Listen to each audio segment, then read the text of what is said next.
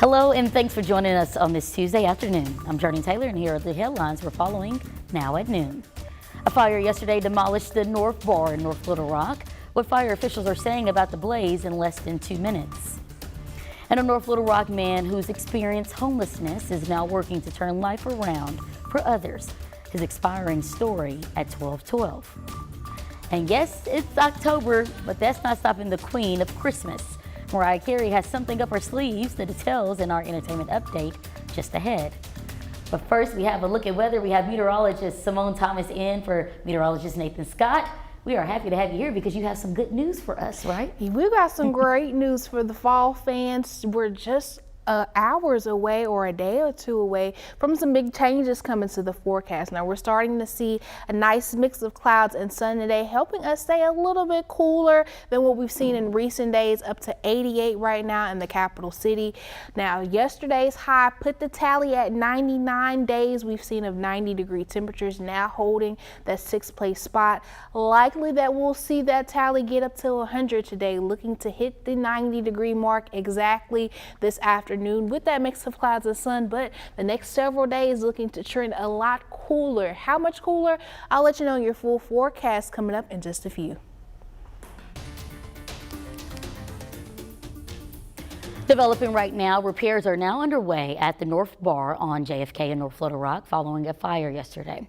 Fire officials tell us the fire started in the kitchen, but it's unclear exactly how it began since the restaurant was closed. The fire marshal arrived on scene late last night to assess the damage. Early assessments are that the smoke also impacted other businesses on the strip, so the health department is checking to make sure they are all okay. We'll have more on this incident tonight at 5 and 6.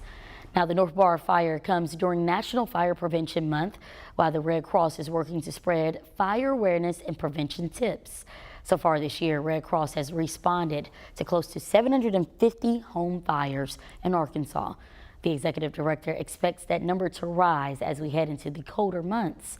Red Cross plans to install 300 smoke alarms in Jacksonville this Saturday, one of the cities in Arkansas with the most house fires.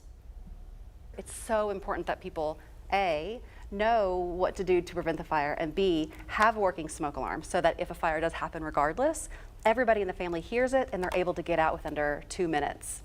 Now, if you find you need a smoke alarm installed in your house, you can make your request on the soundthealarm.org. We have the information posted on our website. That's thv11.com. We also now have an estimate on how long Fire Station 9 in Little Rock will take to rebuild. This was the station off Shackelford Road that was destroyed by the March 31st tornado. All that's left now is rubble, but Assistant Fire Chief Philip Durham says their best guess is that it will take about 2 years to rebuild the station. As for how that building will look, Durham says they'll meet to discuss that soon. It's bittersweet for the department, the loss of a building and the memories behind it, but there's now a chance to rebuild into something better. Those are the things that people are going to miss about the building. The goal is to recreate as much as that we can in the new building. In the meantime, Durham says other stations have stepped up to continue covering emergencies in that area. There is also a plan to have a temporary station nearby until the full station is finished.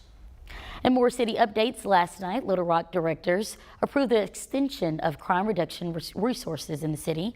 Last year, the board passed a plan giving about $1.5 million to 10 local organizations to help fight violence. Now, with those groups seeing success, the board wants it to continue. Our Ashley Godwin spoke with one of those groups, hoping to build on this positive momentum. The work to get out of homelessness is really difficult. It's challenging. It takes a long time, takes a lot of resilience. Our house provides resources to those who are unsheltered or are experiencing homelessness. We try to take a balanced approach with mental health, both sort of providing treatment, but also helping you build skills and resilience and confidence so that you can do the hard work of building a better life for yourself. Last year, the city of Little Rock approved $200,000 for Our House to expand their work and help more people. This money allowed the organization to increase the hours for therapy and provide further training for staff. Right now, the volume of people come in to seek our services is just greater than we can meet. And so the more resources, the better. I think we've seen with the ones that we're extending, about roughly 4,400 individuals, residents, students, families. The city says there are more than 4,000 people who have benefited from the violence reduction funding.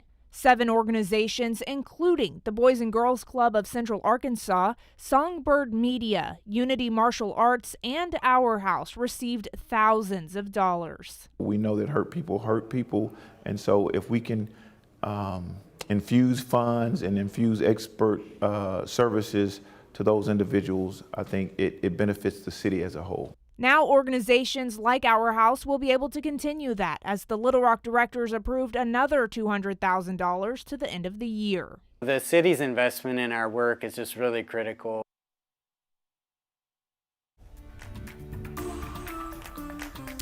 Well, happening today, it's National Night Out. The annual event poses a great opportunity to get outside and get to know your neighbors. Tonight, cities across Arkansas are holding events to promote trust between the public and law enforcement.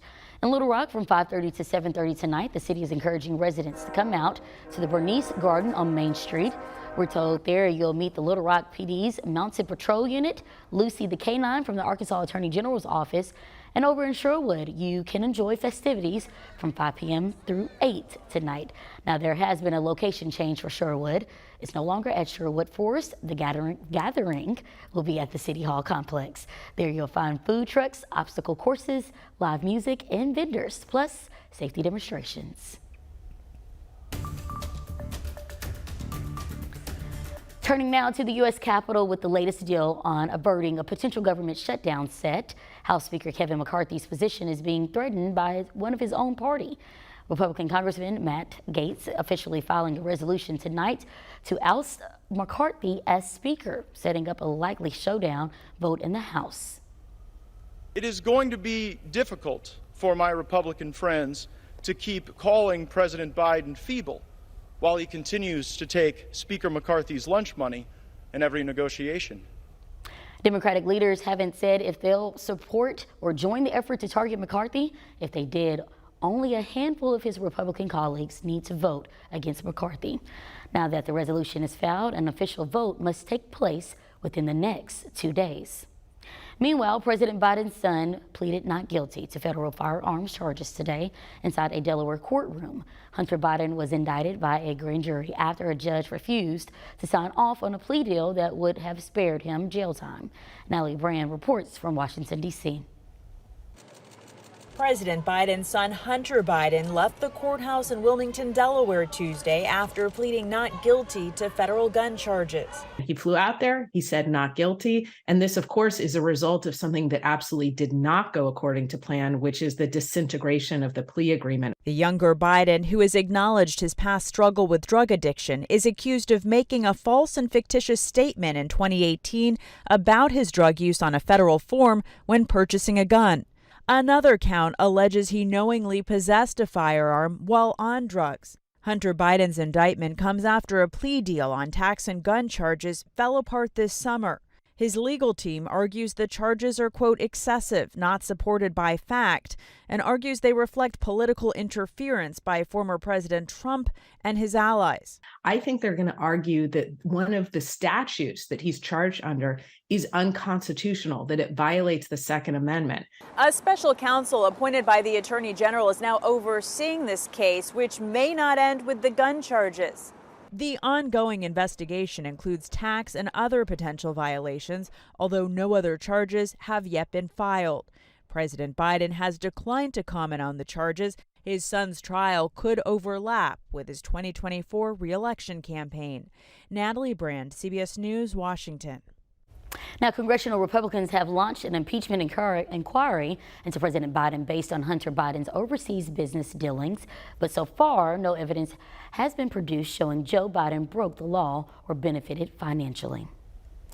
Paris is set to welcome thousands of visitors next summer for the 2024 Summer Olympics. But first, they have to get rid of some unwelcome house guests.